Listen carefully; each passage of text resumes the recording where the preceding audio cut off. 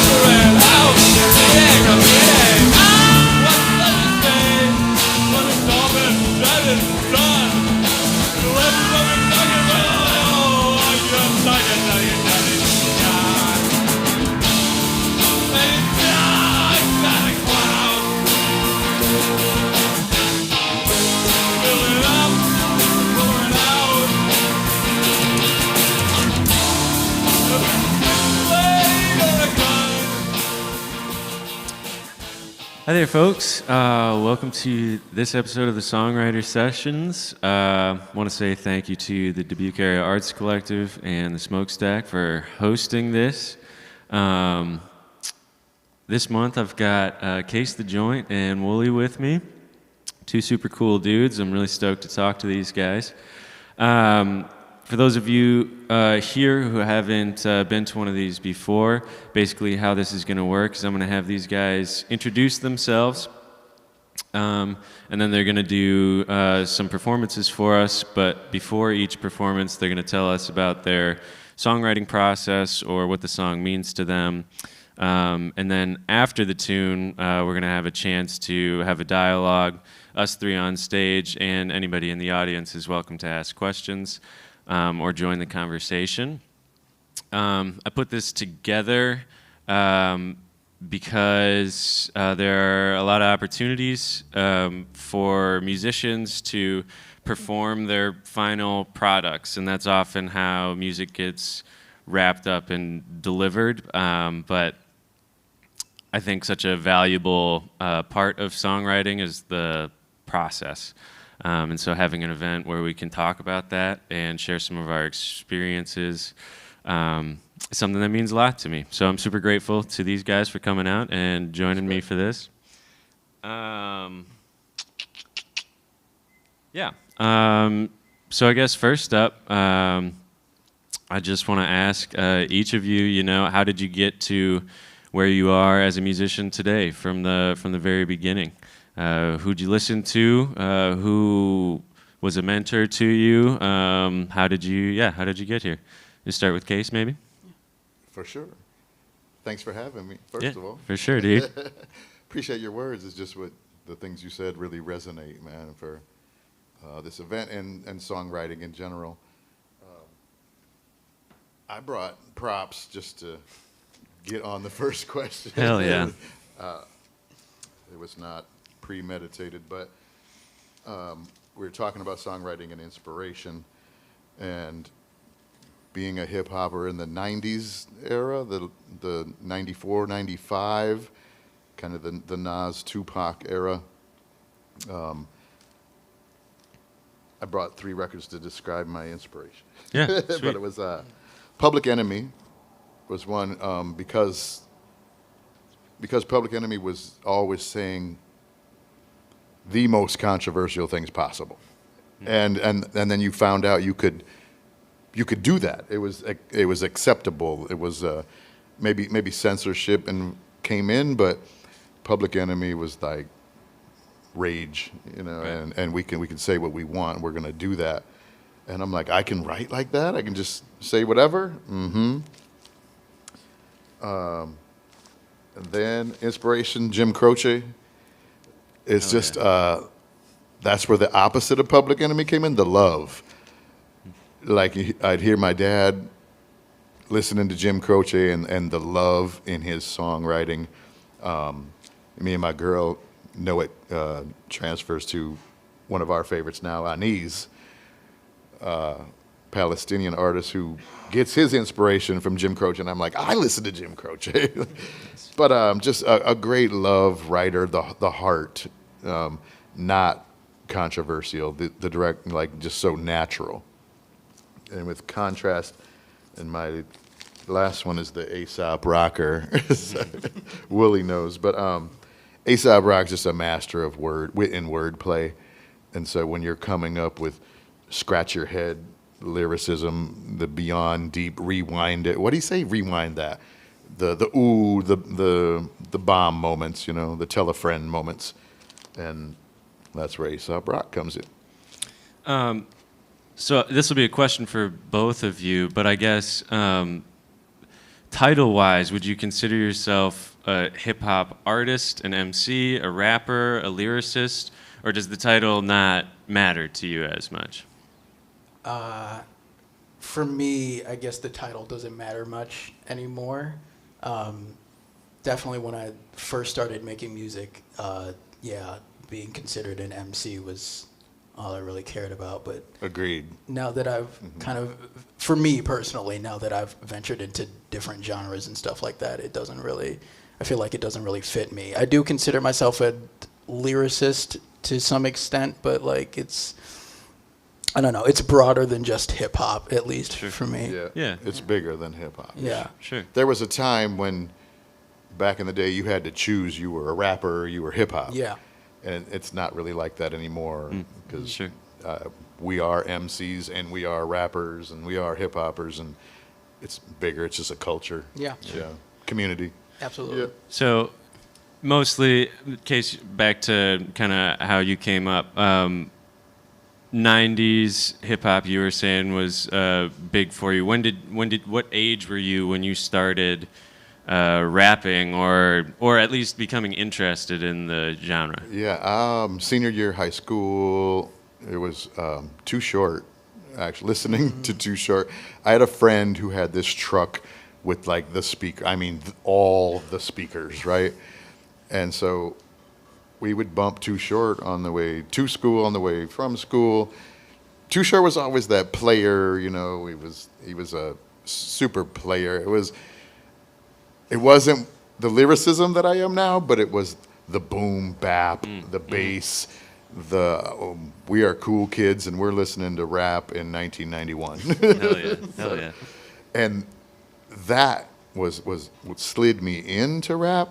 And then I learned there were the Public Enemies, and there were the Third Bass, and there was the MF Dooms and KRS Ones. I knew these guys were like teachers, but the boom bap, that bass from Too Short, and he cussed more than anyone would ever imagine. We're like, Hell yeah. fuck yeah. Yeah. High school, that's it.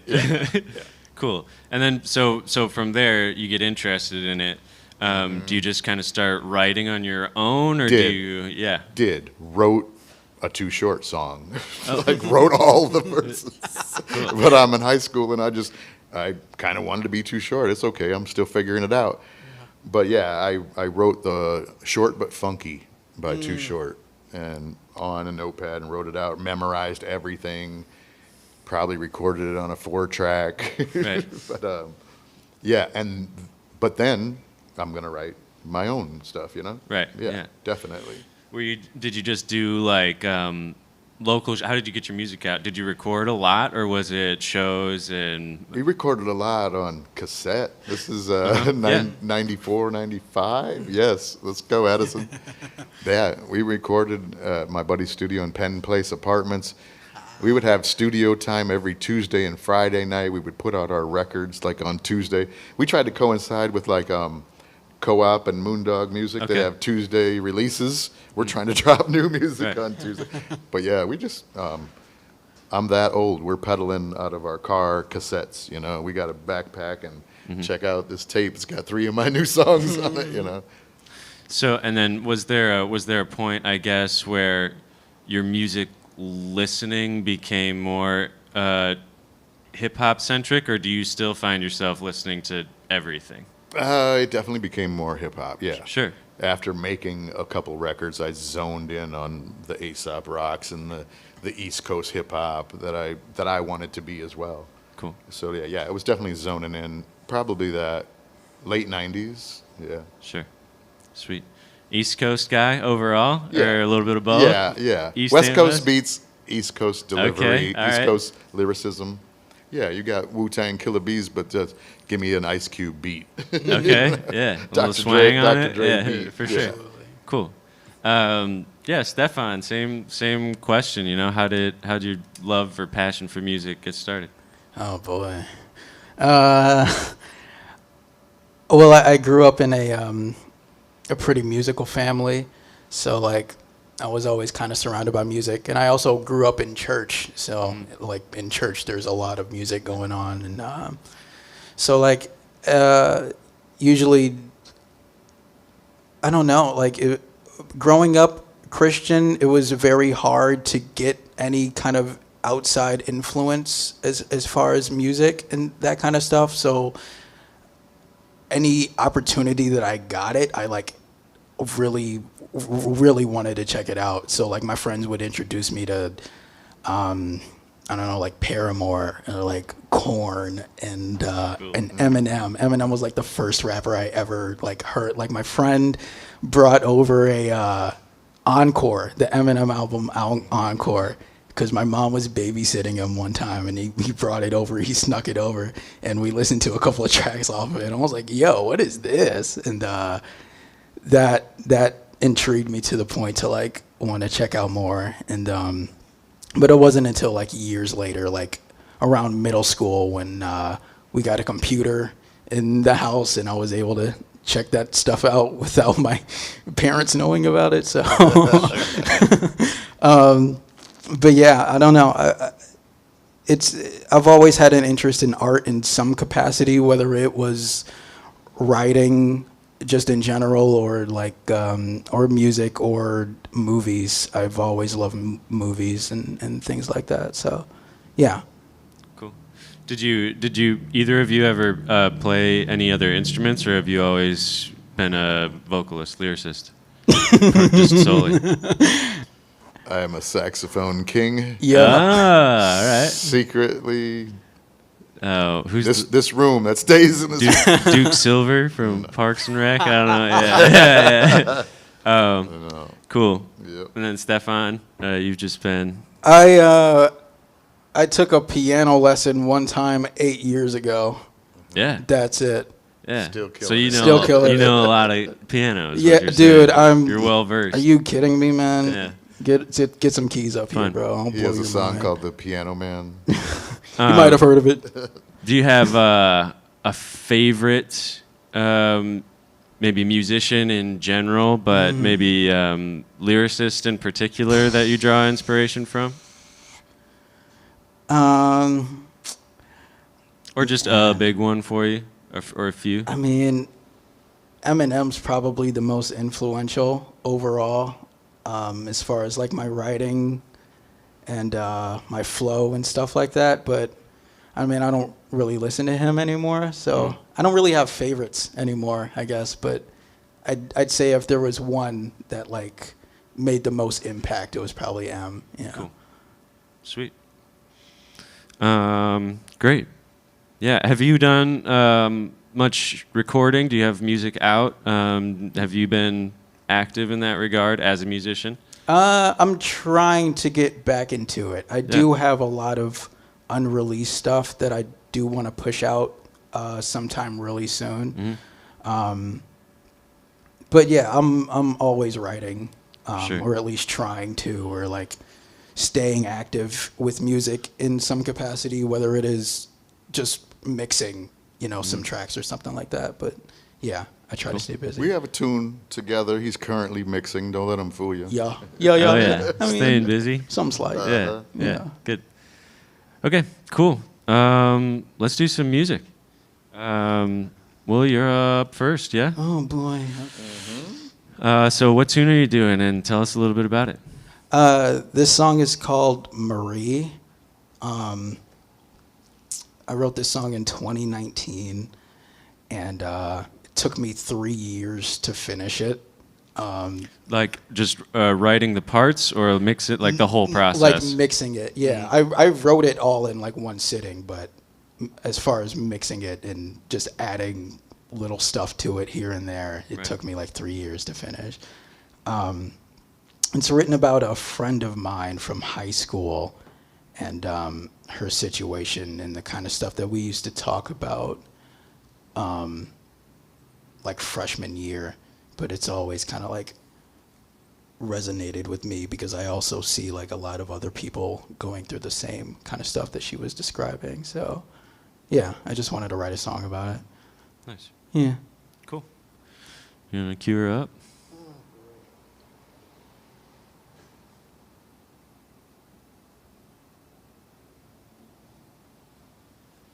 Thanks again for coming out.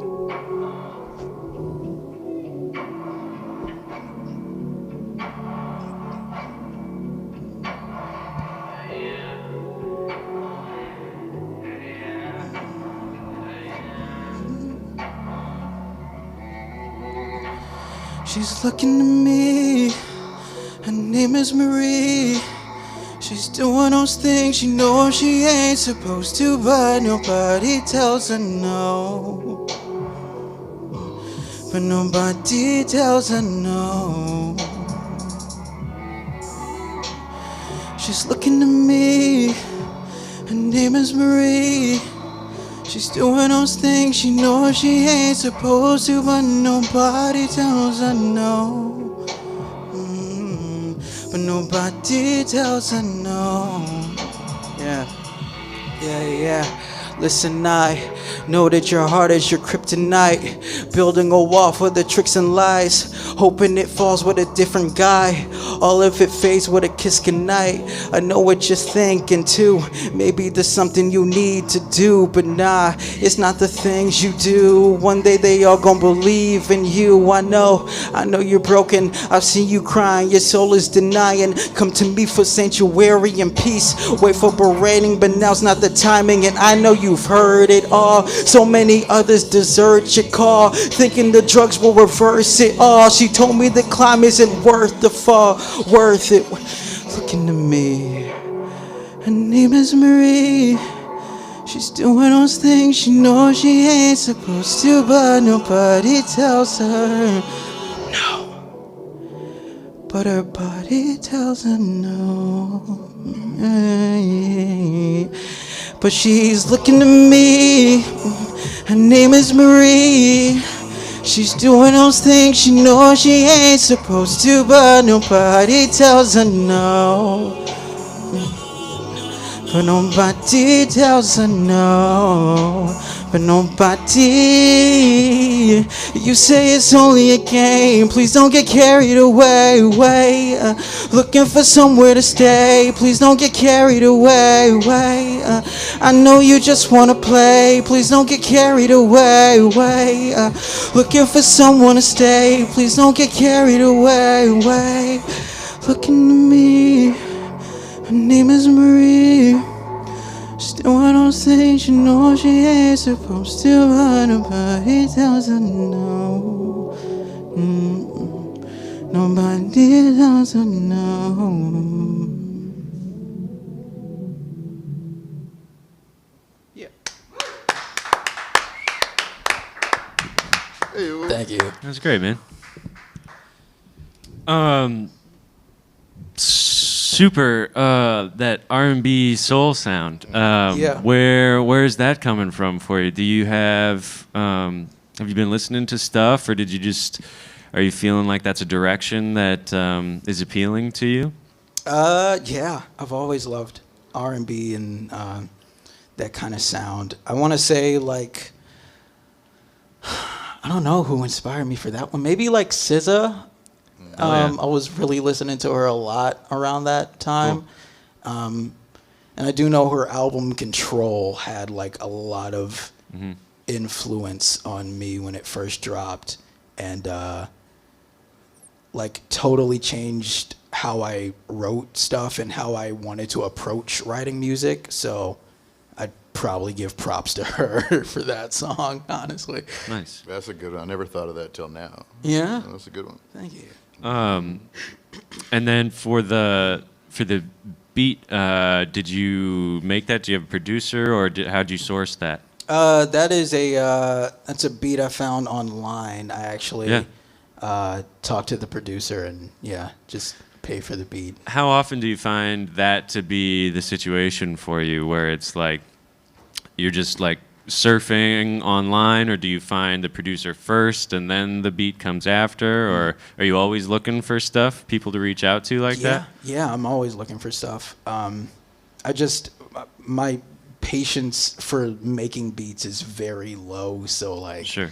And I know, because I'm also busy with like also mixing my own stuff too and mastering and stuff, like I can't dedicate that much time to actually sculpting the beat, so Sure. I just find stuff, and if I find something I like, I reach out. Cool. Yeah. Nice. The sequencing was really tight in that song too, like the sectioning. Yeah. Does that kind of come naturally for you with the beat? Does the beat usually lay that out, or is that not necessarily how you think about it? Is it more of a feeling for you? For this song in particular, it was more a feeling. Okay. I can't say that for like every song, but Sure. yeah, this song, it was definitely more a feeling, because I've never written anything close to this before. Okay. At least up to that point. So yeah. Yeah. How often are you incorporating your vocal sound? Your singing sounds fantastic. How often are you incorporating that in your songwriting as well? Because as a rapper, that has to be, or musician in general. I know you said that isn't necessarily the title, but how helpful is that in songwriting, that you can do a hook like that and then be able to rap for the verses? Yeah. Stop. Yeah. Stop. It's helpful. It took me a while to like get out of my shell, or at least feel comfortable enough to sing on a song. I just didn't think I was that good,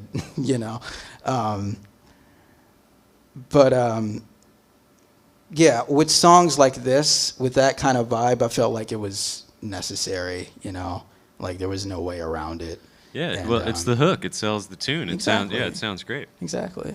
How long have you been incorporating singing in your songs? You said you're just more recently getting comfortable with it. Yeah. Yeah.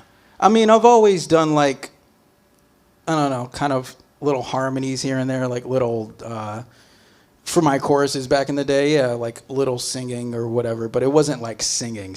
It was, it was just there to get it across, basically. Right, sure. But I think when I wrote this, that was kind of the point of like, okay, I'm actually going to do this, So I'd say this was like a good place for like a lot of the stuff that I do now as far as songwriting kind of started. This one kind of opened the door for you a little bit, you're saying? Yeah, Yeah. cool. Very sweet. Any other thoughts from folks out there? questions? Case? Ask him about the video. Oh yeah, pretty cool. there's a cool video for this one too. It's pretty tight. Yeah. How long did that process take? Was that pretty quick? Yeah. I mean, we shot it in like 3 hours. Nice. 3-4 hours. I had the idea for a little bit, and it was just a matter of getting all the extras and like finding, you know, people to play the roles and whatever. And that took the most time. But once we had a solid day and everything locked down, it was easy. Yeah. And, Conceptually, were a lot of the ideas yours for, I know you said you enjoy film a lot too. Were some of those ideas yours? Did you work with a videographer? How'd that go down? Yeah. Yeah, usually when I shoot a music video, I usually have it all planned, like Right. every frame, or at least like the general outline of like the frames that I want and stuff like that, and like the story being told. So I was actually friends with the filmographer for Nice. that video. He's also a musician.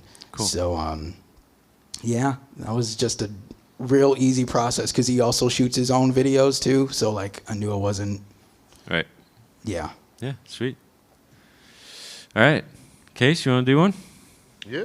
Sweet. Yeah. What you got for us? Yeah. Yeah, you're Yeah. good. Probably should take a little technical break because we just that last tune was Didn't get it? the DI. We got beautiful acapella, Lovely. just a little bit of audio. Okay. So we should probably work that out real quick before we. Okay. Sounds good. Okay. Sure. Okay. You just want to take a little pause here for a bit? I'm not gonna pause it.